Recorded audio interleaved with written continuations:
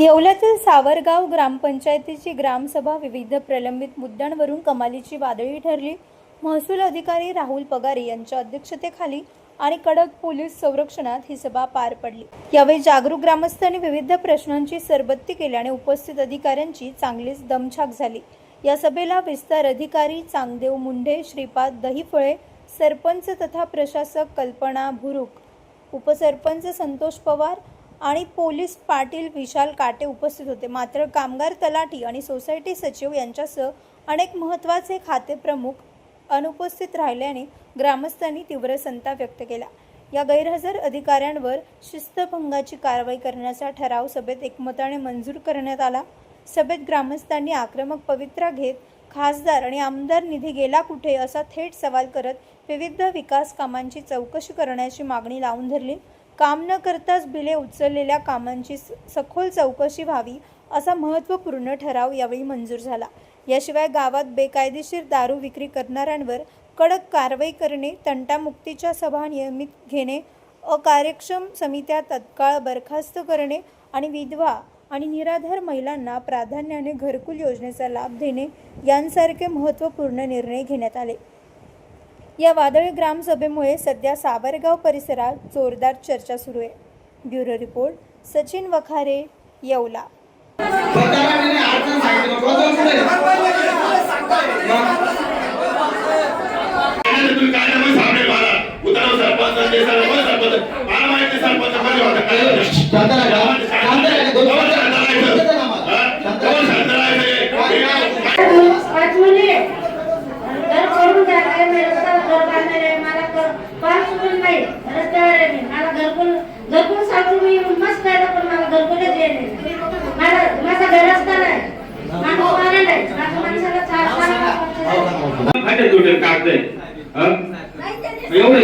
ग्रामपंचायत काय करते आज मला मी पहिल्यांदा पाहिजे का सरपंच येईल म्हणजे गावाला हे सुद्धा नाही माहिती का सरपंच कोण आहे।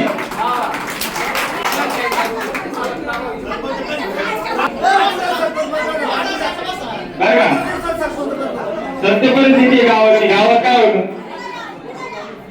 सत्य परिस्थिती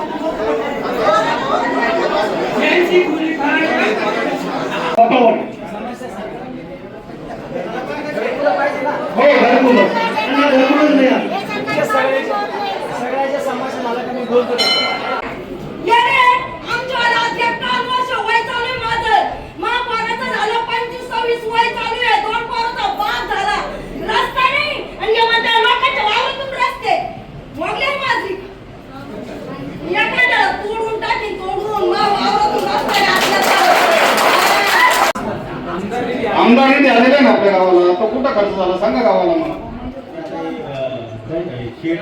हे असं नका सांगू कुठं झालं आता माझ्याकडे मोबाईल जास्त अहो आज 92-93 पासून आम्ही सहकारी मध्ये आमचे वावर आहे 2 किलोमीटर याच्यापासून सावरगाव पासून 2 किलोमीटर वावर आहे आमची वाली। त्याला सुईचा राहायला रस्ता सुद्धा नाही, आमचा रस्ता नाही, आम्हाला खूप त्रास होतो या जायला। आम्ही 2 वेळा आमचा रस्ता मंजूर होऊन आला तर आमच्या याला मी काय असं खडी हे टाकून आमची समजूत केली, त्यांनी आमची वाली समजूत काढली आमच्या मनाची। त्याच्यावर काही मुरुम मारून येडा वाकडा टाकला, इकून तिकून आमची वाली खूप हाल होती। आता आम्ही यांना 2दा-3दा म्हणलो आम्हाला लोक जमू देती नाही, आदिवासी असून मुळे आमचं काही मनावर धरती नाही, आम्ही काय करायचं, कुठं सहारा पाहायचा। जो म्हणतो का तो म्हणतो, आता सगळे दादागिरी करते आमच्यावर। आणि कुशाल म्हणले का आमची मशानभूमी सुद्धा आता आम्हाला 92-93 पासून मशानभूमी होती आमची। पहिले आमचे तिकडे मडे गाडेले, ते मड्याची जागा तशीच आमचे पूर्वीचे, ते आम्हाला अजिबात जागा नाही साहेब। आम्हाला आज आज अंतर आमची वाली दुसरी पिढी चालली तिसऱ्या पिढीला तर नाहीच, आता दुसरी पिढी चालली आमच्या मुलांची.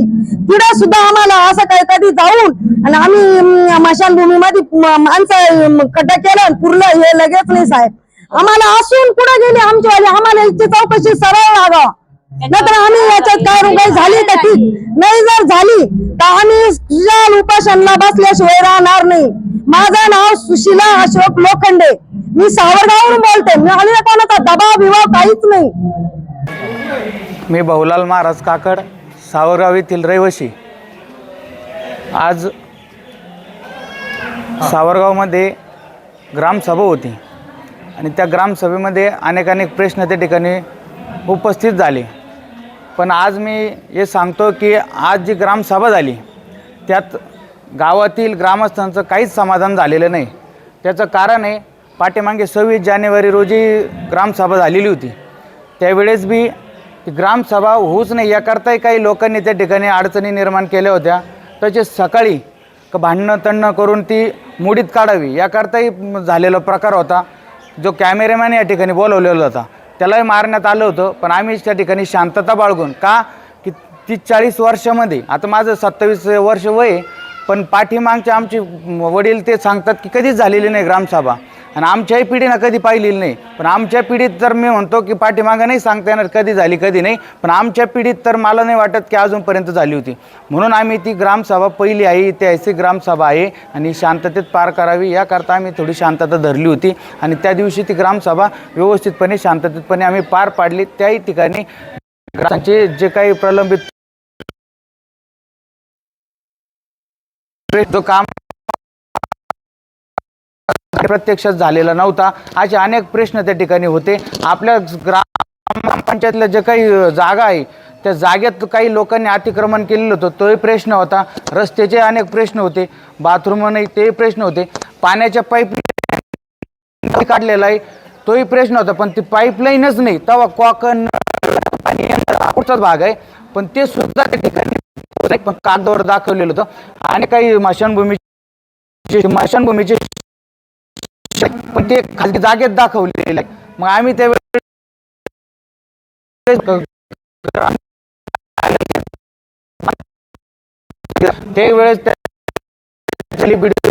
त्याची कोणीतरी म्हणून आणि फक्त उडवाउडीची उत्तर देतात आणि निघून जातात. मुतारी गावामध्ये आहे तर मुतारीचं त्या ठिकाणी जर बघितलं तर मुतारीच नाही, पण त्याचं पाण्याचं जर बघितलं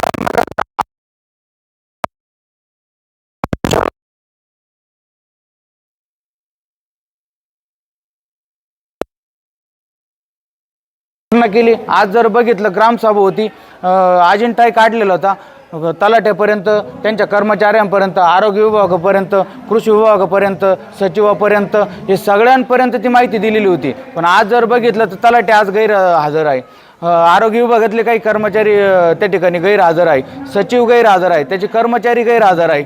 आणि आज त्यांनी कोणतेही त्या ठिकाणी आमच्यापर्यंत काही त्या ठिकाणी कारण दाखवलेलं नाही, नोटीस दिलेली आहे की मी या ठिकाणी अनुपस्थिती माझी या कारणास्तव राहील. म्हणून आज आम्ही ग्रामस्थांनी त्यांच्याकडं आज मागणी केलेली आहे आणि त्यांनी तो प्रोसिडिंगला सुद्धा त्या ठिकाणी मुद्दा घेतलेला आहे. पुढं कारवाई होती का नाही होती, का कोणाच्या दबावाखाली ती दाबल्या जाती हे नाही सांगता येणार, पण आज प्रोसिडिंगला मुद्दा घेतलेला आहे की त्यांनी शिस्तभंग त्या ठिकाणी केलेला आहे आणि शिस्तभंगाची कारवाई त्यांच्यावर व्हावी. एक शासकीय अधिकारी असताना मी तर म्हणतो आज जाऊ द्या ग्रामसभेला, पण ते नेहमीच्या वेळेस ज्या वेळेस सर्वसामान्य माणसाला त्यांच्याशी काम पडतं, तलाठीशी पडत असेल, ग्रामसेवकाची पडत असेल, सचिवची पडत असेल, ते तिथंच राहते नाही.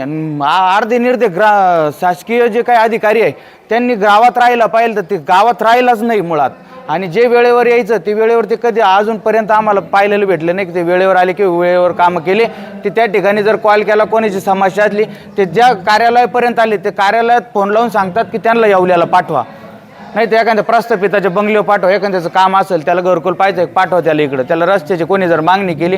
अतिशय दबावामध्ये आमच्या गावामध्ये हे सगळं चालत होतं. पण आता कुठंतरी आमच्या 4-2 तरुण पोरांनी थोडं पुढाकार घेतला, 4-2 ज्येष्ठ लोकांनी थोडा पुढाकार घेतला आणि आम्ही या ग्रामसभा चालू केल्या. पण त्या ग्रामसभेत सुद्धा आम्हाला जे काही अधिकारी जे पाहिजे तसे जे काही मनाला समाधान वाटेल असे उत्तरं त्या ठिकाणी देत नाही, उगेच काहीतरी. आम्ही आज ग्रामपंचायत सदस्याला, सरपंचाला त्या ठिकाणी विचारलं, ग्रामसेवकाला विचारलं की गावातले मतदार किती आणि ग्रामस्थ किती, त्यांना ते सुद्धा आकडा सांगता येईना. गावात खरंच कुठं कामं झालेली आहे त्यांना फक्त ते निधी वाचून दाखवते फक्त की अमुक अमुक निधी झालेला आहे आणि पण ते कोणत्या जागेवर झालेलं आहे हे सुद्धा त्यांना त्या ठिकाणी सांगता येत नाही. आणि ग्रामसेवकाला विचारलं ते फक्त पहिलं म्हणतात की मी आज नवीन आहे, मला पाठीमागचं सांगता येत नाही, मला पाठीमागचं सांगता येत नाही. ज्या गावामध्ये काही संघटना राहतात, तंटामुक्ती असेल, व्यसनमुक्ती असेल, जिल्हा परिषद शाळेवर असेल किंवा आरोग्य विभागाकडे असेल, ज्या काही संघटना राहतात ते संघटनेवर जी माणसं घेतली, आज जर बघितलं जिल्हा परिषद शाळेवर ज्यांचे मुलंच त्या ठिकाणी त्या जिल्हा परिषद शाळेत शिकत नाही ते पालक समितीवर अध्यक्ष केलेले आहे. अशा व्यसनमुक्ती जर बघितलं त्यात तेच लोक व्यसनी आहे आणि ते व्यसनमुक्ती संघटनेवर आहे. तंटामुक्तीवर जर बघितलं अध्यक्ष ज्यांची नगरसूल गटात पूर्ण दारू विकल्या जाते ते त्या तंटामुक्त्याचे अध्यक्ष आहे. म्हणजे असे जे काही चुकीच्या बॉड्या त्या ठिकाणी करून ठेवलेल्या आहे आणि काही बॉड्या 25-25 वर्षापासून त्यांच्यात बदलच केलेला नाही. आणि असे बरेच नावं आहे की गावातील 5 ते 6 लोकांची नावं तेच त्या सरकारी हॉस्पिटलवर आहे, तेच जिल्हा परिषद शाळेच्या बॉडीवर आहे, तेच तंटामुक्तीवर आहे, तेच व्यसनमुक्तीवर आहे. मग गावातल्या इतर लोकांना काही कळतच नाही का?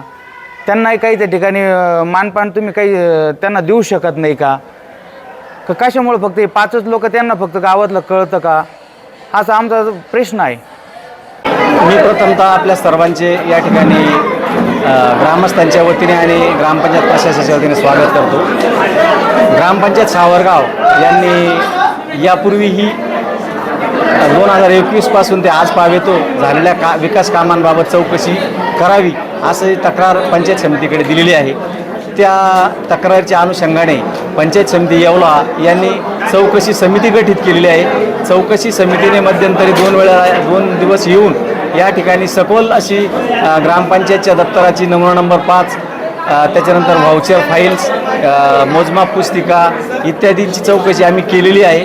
अहवाल देणं त्यांना बाकी आहे.